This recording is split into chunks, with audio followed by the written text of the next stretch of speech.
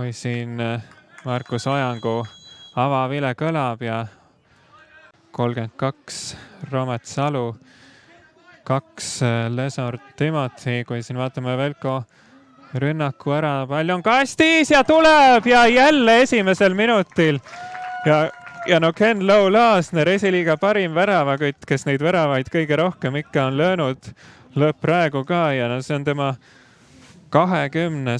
värav juba sel hooajal.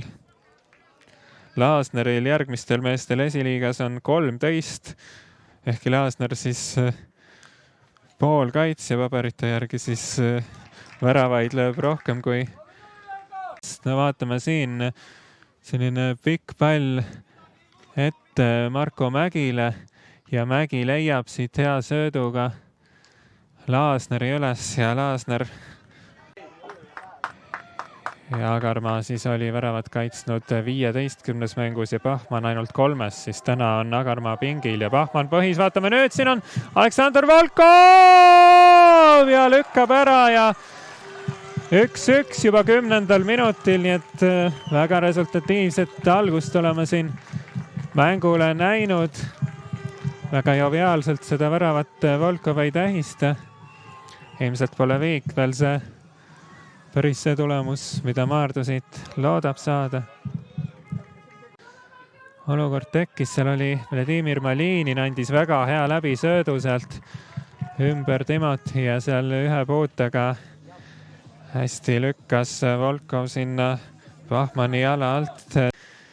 Keegi sinna kõige magusamasse tsooni ei läinud ja sai päris jalad maas seal Velko kaitse rahulikult peaga klaarida. Nüüd Tõniste lükkab ära ette ja Laasneri teine täna ja hooaja 21. 17. minutil. No korralik väravasadu on siin Maardus täna lahti läinud. Tõnistelt väravasööt ja no kumbki meeskond ei tähista väravaid eriti selliselt entusiastlikult, justkui peavadki väravad tulema.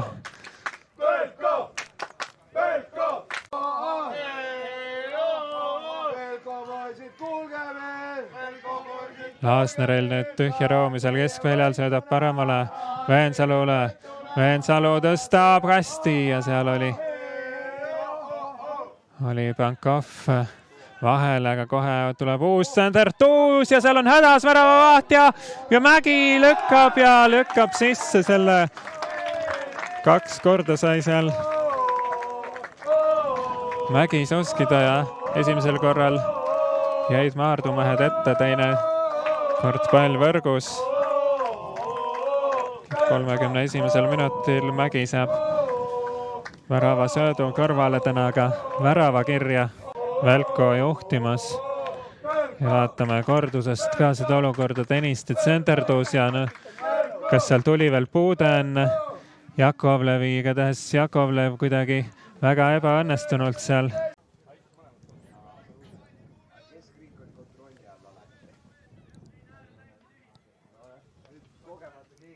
Tõniste. Tuleb nüüd Käblik kastis pööramas, Käblik värava ette ohtlikult ja tuleb ja Laasneril juba kübaratrikk tehtud 35. minutil. Ja eeltoodigi Käblik, kes on siis täna esimest korda Velko põhikoosseisus. Velko sovine täiendus Hispaania 5. Velkoga liitus, vaatame seda kordusest ka. Saab sealt Tšerezovi vastu pöörata ja siis Tsurilkinit edestab seal Laasner ja Timothy platsilt puudus. Velko valmistab ka vahetust ette, aga Muhra on samal ajal palliga kasti tulemas ja super tõrje siin Jakovlevilt, aga olukord ei ole veel päris läbi. Nüüd kaugelt veel Laasner ja Laasneri kauglöök. Tundus, et kui Jakovlev ühe supertõrje tegi, siis selles olukorras, jätkuolukorras kõige paremini hakkama ei saanud. Polnud see Laasneri kauglöök küll ülemäära tugev, aga Laasneril on mingi imeline omadus, et pallid tema jalast ükskõik kuidas, aga võrku lähevad ja 79. minutil saab ta siis kirja enda tänase mängu 4. värava. vaatame kordust ka sellest olukorrast.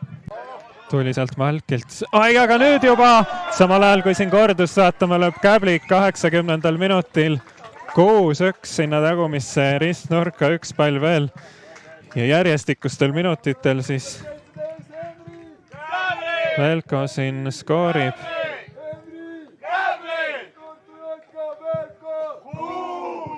Üks on Velko seda mängu juhtimas, sealt Surelkinilt väga halb sööt ja siis Käblik leitakse üles ja muidugi väga hea. Puudus selles pallis selline teravus ja ei olnud seal ka väga palju Maardu mängijaid seda ründamas. Nüüd Velko tulemas. Ja Laasner ja jälle Laasner ja 87. minutil. Ja võtab palli kiiresti välja ja tundub, et 5 on tema jaoks vähe. 87. minutil. Kui pikalt siin teisel poolel väravaid ei löödud, siis nüüd on tulnud siin 8 minutiga 3 tükki kodusele meeskonnale. Mõttus andis siin söödu ja Laasnerit see ei sega, et nurk on siin terava võitu. Ilusti tagumisse alla nurka täis tiksumas. Mõttus. Ja üks lisaminut siiski tuli. Ja nüüd on pall ohtlikult kastis värava ees, seal lahti ja nüüd oli käsi küljes ja tuleb ka penalti. Korra selline väike sikutamine oli küll ja kohtunik Ojangu sellega kohe ära fikseeris ja kollane kaart tehtud. Vaatame, Laasner lööb ja tõrjub alt nurgast, aga Laasner on ise jaol ja realiseerimata penalti küll kirja läheb, aga samas ka 6. värav. Väga hea tõrje tegelikult Jakovlevilt, aga lõpuks midagi ei tähendanud ja Maardule ikka väga suur ja masendav 1-8. Jätkab kindlalt tabeli liidrina ja jääge veel siin lainele, püüan tuua teieni ka mängujärgsed intervjuud. Siin on ka Maardu linnameeskonna poolkaitsja Roome Aandula üks sammuke lähemale ka kaitse. Aleksandr Kolinits tuli siia. Et 1-8 kaotus, siis väga suur lagunemine, et mis sa nüüd vahetult pärast seda mängu ütleksid, et kuidas nii läks? Raske leida mingid sõnad. Ütleme nii, et täna ei ole meie päev oli. Enne meil oli nagu 2 rasket mängud ja siis me ei ole nagu noor meeskond. Ja siis oli näha, et me oleme kõik väsinud, nagu praegu meil on kõik liiga palju nagu inimesed, kes on lazaretis, aga nad tulevad tagasi. Ja siis lihtsalt ütleme nii, et täna oli siit päev ja analüüsime, teeme parandus ja hakkame uuesti nagu. Ken-Lou Laasner arvas, et Manucho puudumine oli ka nende jaoks hea, et kuidas sina tunned, et teil oli 2 meest kaartidega ka väljastena, lisaks siis vigastatutele? Nagu ma juba öeldsin, nagu jah, meil on, ei ole nii palju inimesed, kes võib tulla nagu mängule. Meil on ka mingid noored mängijad, aga nendel on vaja aega nagu, et selles liigas isegi mängida. Manucho puudumine on ja nagu, see on tõsiselt, on hea ründaja, nagu skoorib, nagu hoiab palli, nagu, aga praegu seis on niimoodi, siis mul rohkem ei ole midagi öelda. Teil 3 täiendust tuli ka suvel, et Aan, Tšurelkin ja siis Malinin, need kõik olid põhikoosseisus, et kuidas nemad on sulandunud ja kui palju nendest kasu on? Ma arvan, nad hästi said hakkama, nagu esimesed mängud, nad mõlemad lõid väravad, nad kindlasti annavad meil juurde. Aga meil kindlasti vaja natukene aega, et kõik tulevad tagasi lazaretis ja siis me näitame oma mängu kindlasti nagu. aga lihtsalt on vaja natukene aega. No tegelikult oli teil ju hästi läinud siin sellel muruväljakul, oli 3 eelmist mängu kõik võidetud, et kas see annab lootust, et see oli selline ühekordne tööõnnetus, et siit läheb uuesti jälle paremaks? Ma arvan, rohkem nii ei juhtub. Ma olen 100% nagu kindel, et niimoodi ei juhtub, nagu me teeme parandusi ja kindlasti see juhtub. See on lihtsalt täna Velko oli parem meeskond, nagu nad olid kiirem, nagu nad olid julgelt palliga, ilma palliga, nagu siis lihtsalt täna on nii, siit päev, nagu ma ütlesin. Nagu. Okay, ma viimase asjana veel küsiks, et kas veel kuidagi Premium-liiga üleminekumängude peale ka mõtlete või tahate siin püsima ja mis kindlustada eelkõige? Ütleme nii, me vaatame mänguks, nagu meil on, iga mäng on tähtis, nagu, kui hooaeg hakkab lõpetama, siis vaatame. Aitäh! Velko poolkaitse täna 6 väravat löönud Henlo Laasner. Kõigepealt esimesel minutil juba läksite jälle juhtima ja juba teist korda Maardu vastu esimesel minutil, et kuidas teil siis nii kiire on ja kas kohe siis rääkisite ka seda eelnevalt, et proovime kohe esimesel minutil ära lüüa?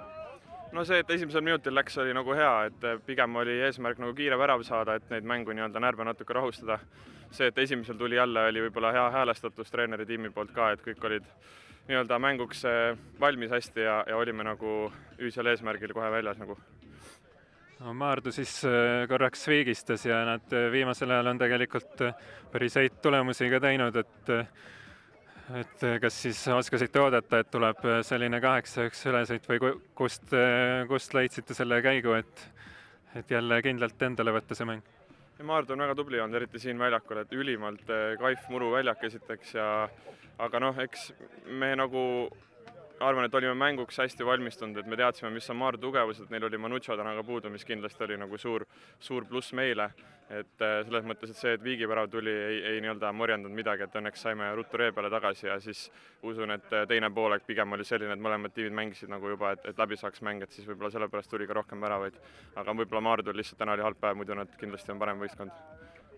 See 6 väravat on isegi sinu kohta väga suur näitaja, et oli sul mingi eriline nipp ka täna või kuidas nii hästi ajastasid nende pallide peale ja sisse panidki?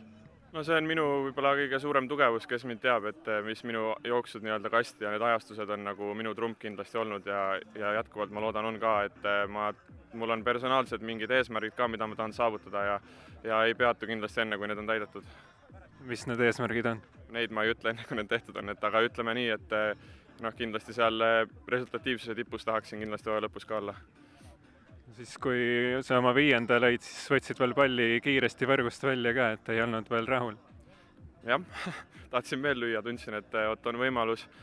Mulle meeldib, kui ütleme meeskond ka sellistes mängudes, kus skoor on nii-öelda suur, et me pigem ei hakka hoidma, vaid tahame veel lüüa, et see ei ole mingi disrespect nii-öelda vastase vastu, vaid see lihtsalt on see, et me tahame oma asja teha nagu absoluutselt maksimumid lõpuni ja mina samuti personaalselt.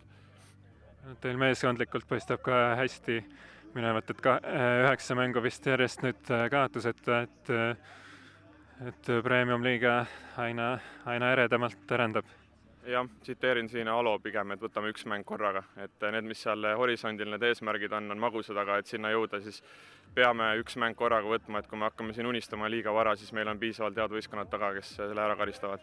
Et võtame mängu korraga ja täna tegime järjekordse hea mängu, nüüd 1 päeva puhkame ja siis alustame järgmist nii-öelda valmistumist järgmist mänguks juba. Aitäh ja edu siis!